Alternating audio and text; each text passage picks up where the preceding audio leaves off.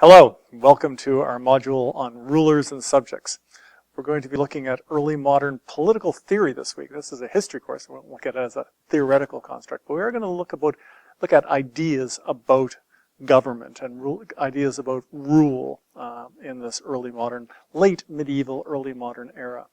We're going to be looking at what's really, I think for us, a very strange foreign political worldview, and that's the notion of the monarchy. And how that was justified in this time period. So as always in these modules, we have a big question we're asking. And our big question today for this week is how similar or different were two different versions of this? We're going to be dealing with this idea called the Great Chain of Being. And Mike, you're going to talk a bit more about this. And we'll see that there's a kind of common pattern across Europe in this, but we'll also see some differences as well. Mm-hmm. So we're going to look at some French writings about this and some English writings about this. And we're going to try to compare some of the similarities and differences about those two views of what's a very similar thing. Yeah, and I'll just give a few pointers or tips to help make sense of this kind of a question before everyone gets to the readings. When we talk about different views or political theories, another concept that we could use to talk about these ways of seeing the world is the concept of worldviews. Mm-hmm. So what is a worldview? It's the values, beliefs, and assumptions that either we have today or people had in the past that really underlie the different ways of organizing life in the world. So, for example, political life, right, but also social and domestic life. And we're talking and so they're more assumptions than they are particular ideas. They can be quite deeply held and sometimes unreflected, meaning not ideas that people write about in explicit ways and lay out mm-hmm. so that we can understand them very clearly, but rather ideas that we have to understand by reading between the lines. Right. And that's what everyone's going to get a chance to do when working with the primary sources this week. One of the basic features of the European worldview over the entire period that we're looking at, but particularly typical of the early period in our course, so the medieval world of about 1400 or the early modern world of about 1700, is that social life and political life were and should be organized hierarchically. Mm-hmm. So if you imagine a pyramid as an illustration of the social order, the most powerful people are at the top of this hierarchy, and there's fewer of them, mm-hmm. therefore the pyramid, and the lesser powerful people form the majority of the social and political worlds. So the kings, the aristocracies, the landowners, right, the peasants, and so on, all the way, more and more people. Right. Yeah. That's different than our view of the world, well, in many ways, because we think everyone is equal. That's one of the fundamental ideas of modern political life. But think about maybe the structure of a family, a traditional family, what we might call a patriarchal family. There's a hierarchy there, right, in many older assumptions. The father is the head of the household, right, in the older model, and then everyone is subordinate to the rule of the father. What we're going to be learning about this week is what is a Christian religious view that's shared by many Europeans in the early modern era, and it's illustrated in part by the image behind us. Right, and this is right, the idea that all power comes from God, the Father.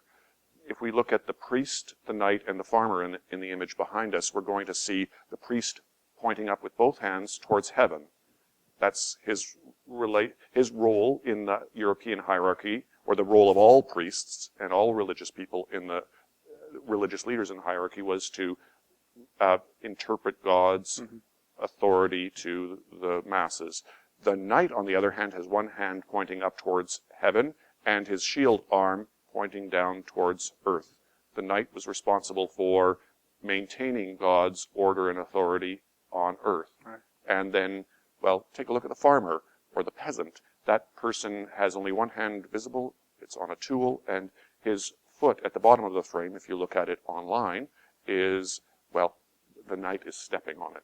Perhaps all of these things are not accidental, but probably they're of symbolic and also well, political importance. Yes. So we're looking at worldviews, and worldviews that were shared by many Europeans over a great and extended period of European history. Those are two things to keep in mind. But there's a third thing that's important to remember as well, and that's this. Europe was not one political entity, and, well, for the obvious reason that we have English and French views, two groups of sources. The English and the French, at various times in their national histories, were at war with one another. So we can't assume that the two sets of documents, English and French, provide simply a window into the same worldview. Perhaps they do, perhaps they don't. That's one of the things to try to understand when reading the primary sources. And another thing to keep in mind when understanding that Europe wasn't always the same community is that European communities changed over many generations. And so when you look at the primary sources from England and France, when were these created and what might that mean? Right. Another thing to think about. And we're going to see the Great Chain of Being a lot in this course, and we're going to see it change over time. Part of the basic story of this course is its erosion over time. It doesn't disappear. It's still in many ways still with us today. But it certainly gets eroded, and so you pointed earlier to the fact that we believe all people are equal. That's a basic tenet of liberalism, that we all think everybody has equal rights. But that doesn't emerge until the 18th and 19th century, and it's an erosion of that view, and that's going to change a lot. And just to follow through just a bit on the different countries of Europe, we're about to start moving into the Atlantic world, into colonization, into Africa. And you'll see that there as well, where the different countries colonize in different ways. And again, we can think of a European colonization of the Americas, but when we look at the individual countries, we see that they do it differently, that they have different priorities, different conceptions of right and wrong actions in those stories. And so that we'll see this as a pattern in a lot of ways throughout the course. As we progress through the course, it would be possible, it would be a good thing to continue to think about what kinds of assumptions and values are reflected in any of the sources that we look at. So that'll let me shift perhaps into the toolbox. Yes, exactly. Because in this module, and in this lesson in particular, we're going to be focusing on primary sources.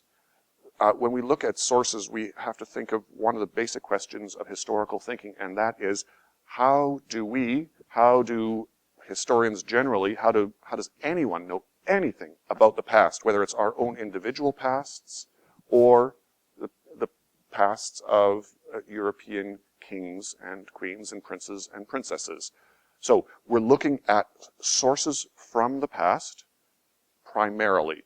We often call these primary sources because they help us answer the question that we're posing for the week, or that you might pose when you think about any other historical issue.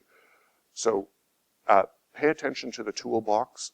Think about the historical thinking skills, particularly of sourcing, contextualization, and close reading. These are all elements of using evidence in primary or secondary sources.